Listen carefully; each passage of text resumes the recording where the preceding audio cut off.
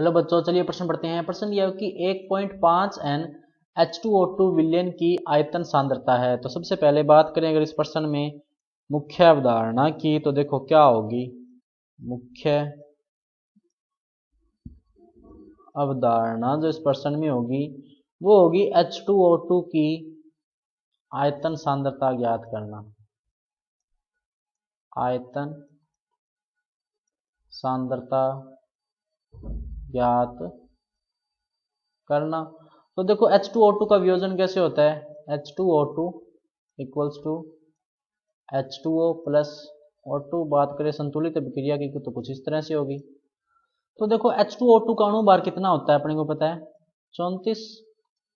क्योंकि 2 ऑक्सीजन है तो 2 ऑक्सीजन का 1 ऑक्सीजन का 16, 2 का 32, 2 हाइड्रोजन का हो गया 34। और ऑक्सीजन अगर अपने देखें ध्यान से तो 2 मोल ऑक्सीजन से H2O2 से O2 से 1 मोल ऑक्सीजन प्राप्त होती है। ये अपने ऊपर जो अभिक्रिया दी है उसे साफ साफ देख सकते हैं। अब 1 मोल गैस का जो आयतन होता है, 1 मोल गैस का एनटीपी पर आयतन कितना होता है। देखो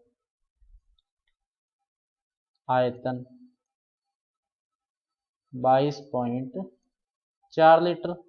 अब अगर अपने को आयतन में सांद्रता ज्ञात करनी है तो सबसे पहले अपने को नॉर्मलता से मोलरता में सांद्रता ज्ञात करनी पड़ेगी। वो देखो कैसे ज्ञात करेंगे अपने।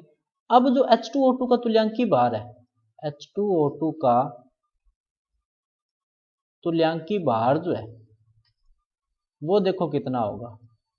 H2O2 की देखो सांद्रता कितनी है, -2, क्योंकि H2O2 जो है H2O2 जो है वो कुछ इस तरह से टूटता है 2H प्लस O2 -2, क्योंकि हाइड्रोजन पेरोक्साइड है और पेरोक्साइड पर क्या होता है -2। तो तुल्यांकी भार देखो इसका कितना हो जाएगा।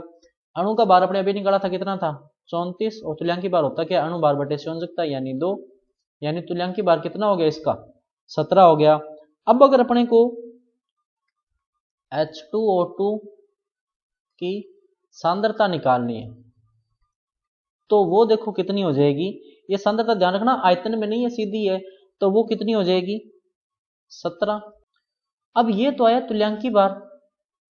अपने को अगर अपने ज्ञात करना है मोलरता तो क्या करेंगे, 1.5 नॉर्मलता से गुणा कर देंगे, क्योंकि क्योंकि संबंध होता है नॉर्मलता बराबर होता है मोलरता इंटू संयोजकता, इस तरह से। तो देखो क्या हो जाएगा 25.5। ये आ गई जो सांद्रता है H2O2 की मोलरता के पदों में। अब जो है अपने इसका क्या निकालेंगे, आयतन सांद्रता निकालेंगे। तो देखो अपने अभी किया था कि 1 मोल गैस का एनटीपी पर आयतन कितना है 22.4 लीटर। यहाँ पर H2O2 के कितने मोल लगे हैं 2 मोल, और 2 मोल लगे हैं, लेकिन ग्राम में मात्रा कितनी हो जाएगी 68। इसका मतलब क्या हुआ कि 68 ग्राम H2O2 से प्राप्त ऑक्सीजन की मात्रा कितनी है 1 मोल यानी 22.4 लीटर। इसका मतलब क्या हुआ कि 1 ग्राम H2O2 से प्राप्त ऑक्सीजन का आयतन या मात्रा, ऑक्सीजन का आयतन, क्योंकि मात्रा जो लीटर में चल रही है तो इसको अपने आयतन भी लिख सकते हैं 22.4 बटे 68। और अभी अभी अपने जो है वो मोलरता में भी इसकी सांद्रता निकाली थी, वो कितनी आई थी 25.5। इसका मतलब 25.5 ग्राम H2O2 से प्राप्त ऑक्सीजन का आयतन